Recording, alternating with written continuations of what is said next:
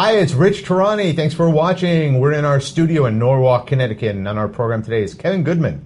He's with NTT Communications. Kevin, welcome to the show. How are you? Hi, Rich. Good to meet you. Good to see you. You too. So I thought we'd start off by talking about NTT Communications. Yes. I mean, NTT is a very large international company, and you're a division. So how does your division play in to the overall, I guess, mothership, as it were? Right, a great question. So NTT Communications is part of NTT Group. And NTT Group is one of the top companies in the world in the ICT space, so information, communication, and technology. We're part of the Global 100, Fortune Global 100. We have an innovation center where we invest $2.5 billion just on innovation, which is really focused around network and some of the future technologies and security. And we have other companies within the NTT Group umbrella that really focus on areas of the technology sector that are important to customers today. But NTT Communications, we really focus on data centers, IP, and cloud, and bringing all of that together, managing that for customers, and helping them with our global reach. And you've done an amazing job. You've been busy this summer. I've seen a tremendous amount of news out of your company. I mean, do you want to just give us an overview of some of the exciting things that have happened? Definitely. So there have been some acquisitions on the data center side.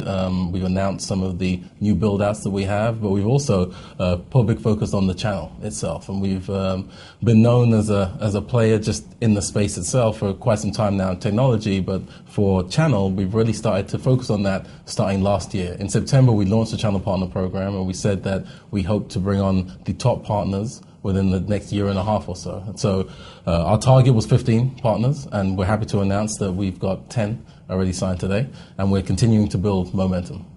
So why do you think that is? What is it that's differentiating you guys that makes them happy enough to sign?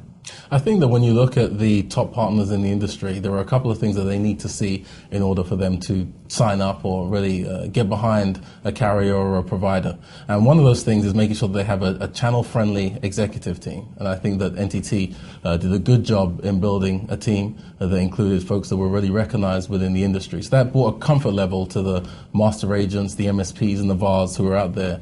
But we also put together a very compelling offering, and that includes all of the things I mentioned, where you have the data centers, you have the IP, you have the cloud technologies, and you have security and collaboration and things like that as well. Those are all areas that channel partners want to focus on today, because that's the direction that customers are moving. And we're seeing that as a channel partner, they're not only getting into more customers that are growing rapidly, but also customers that have a global vision for what they want to do as a company.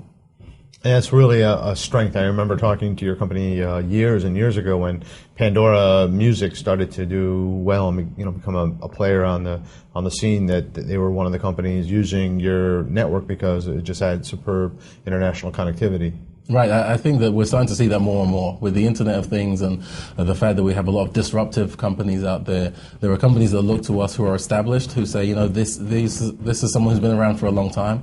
They're trusted by 8% of the global Fortune 100 out there. So why aren't I doing more business with them? But then you've got the other players in the mid-market who say, my growth trajectory shows me being global and being a power player within the next 3 to 5 years. So I should be doing business with someone who can grow with me and has the expertise in all of these markets. So from a customer standpoint and from a channel standpoint, I think that we really have a great story to tell in terms of how we can support that future growth given the way that the industry looks today. As well as the fact that Asia is a big market and more companies are looking to grow. Yes. And you're obviously well positioned to serve that market. That's a big plus for us. I think that our density and our power, or the way that we've established ourselves in the Asian market, has really been a big plus. We've seen a lot of deals coming in from channel partners today that have a component of that within them, where they didn't have anywhere to take them before. They didn't have a partner that they could use to get to the Asian market and tie in some of the European sites and also the US. So they're happy to have us in their portfolio because it helps them grow and it helps their partners grow too. That's great. Any forward-looking statements for the channel, things that the partners would want to know about that you'll be doing later in 2015 or 2016? I think there's more focus on enablement going forward. As I said, we've really reached our goal in terms of the amount of partners we wanted to bring in. And we knew strategically really who'd be able to align to the vision that we have. But we also know we have to have tools in place to support them, because there's changes happening not only in the channel area itself, but with the customers as well. The customers' goals and disruptive marketplace they have to deal with mean the channel partners have to be very agile, and they have to have people within the service portfolio who can be agile with them too. So I think that in our enablement, what you're going to see is us providing ways for them to better speak to the changing landscape in terms of who's making decisions in the IT space.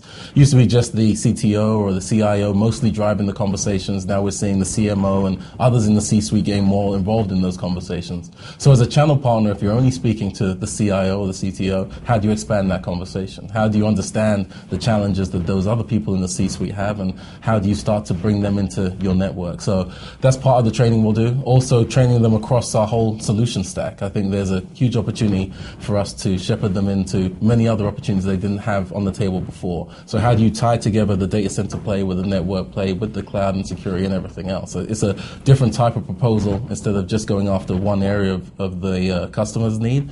So we want to enable them to have those conversations too. That's it. Thanks for being here, Kevin. This is great. Thank you very much.